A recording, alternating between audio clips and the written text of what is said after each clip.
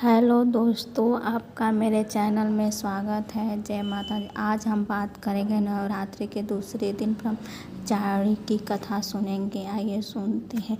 नवरात्रि का पर्व हिंदू धर्म में विशेष महत्व रखता है। यह 9 दिनों तक चलने वाला एक पवित्र उत्सव है जिसमें माँ दुर्गा के 9 रूपों की उपासना की जाती है। नवरात्रि के दूसरे दिन माँ ब्रह्मचारिणी की पूजा अर्चना की जाती है। इस दिन की पूजा माँ ब्रह्मचारिणी की विशेष महिमा और उनकी कथा का उल्लेख होता है जो भक्तों के लिए अत्यंत महत्वपूर्ण होता है। इस व्रत की कथा के माध्यम से भक्तगण माँ ब्रह्मचारिणी की कृपा प्राप्त करते हैं और उनके जीवन में संयम, धैर्य और साधना का महत्व समझते हैं। माँ ब्रह्मचारिणी दुर्गा माँ का दूसरा रूप है। इनका नाम ब्रह्मचारिणी इसलिए पड़ा क्योंकि उन्होंने भगवान शिव को पति रूप में प्राप्त करने के लिए कठिन तपस्या की थी और इस दौरान उन्होंने ब्रह्मचर्य का पालन किया था। ब्रह्म का अर्थ होता है तपस्या और चारिणी का अर्थ है पालन करने वाली। माँ ब्रह्मचारिणी की कथा एक आदर्श तपस्विनी के रूप में उनकी पहचान कराती है जिन्होंने तप, संयम और साधना के उच्चतम स्तर पर पहुंचकर सिद्धि प्राप्त की है। माँ ब्रह्मचारिणी के इस रूप को पूजा करने से भक्तों को धैर्य, संयम और आत्मविश्वास प्राप्त होता है।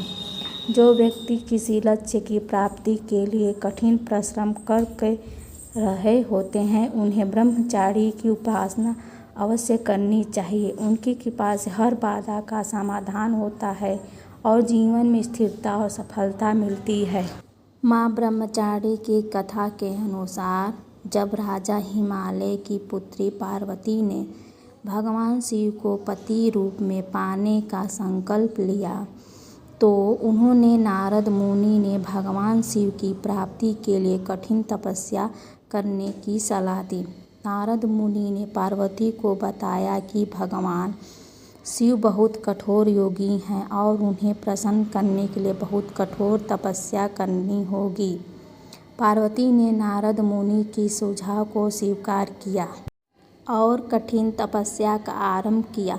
उन्होंने अनेक वर्षों तक घोर तप किया। इस तपस्या के दौरान उन्होंने कई वर्षों तक केवल फल फूल का सेवन किया, फिर सूखे पत्तों पर अपन जीवन निर्वाह किया और अंत में निराहार तपस्या करने लगी। पार्वती ने हजारों वर्ष तक कठोर तपस्या की जिस कारण उनका नाम ब्रह्मचारिणी पड़ा।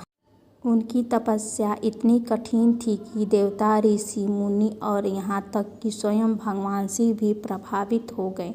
इस दौरान माँ ब्रह्मचारिणी ने कभी भी अपने धैर्य को नहीं छोड़ा और कठिन तप में लीन रही। उनकी तपस्या के प्रभाव से संसार के समस्त जीवों को ऊर्जा प्राप्त हुई और उनकी प्रकृति संतुलित हुई। इस कठिन तप के परिणाम स्वरूप भगवान शिव ने माँ ब्रह्मचारिणी की भक्ति और तपस्या को स्वीकार किया और उन्हें पत्नी के रूप में अपनाने का वचन दिया। इस प्रकार माँ ब्रह्मचारिणी ने अपने धैर्य, तपस्या और संयम से भगवान शिव को प्राप्त किया। यह कथा इस बात का प्रतीक है कि जीवन में कठिनाइयों का सामना धैर्य और संयम से करना चाहिए और कठिन तप के माध्यम से कोई भी लक्ष्य प्राप्त किया जा सकता है।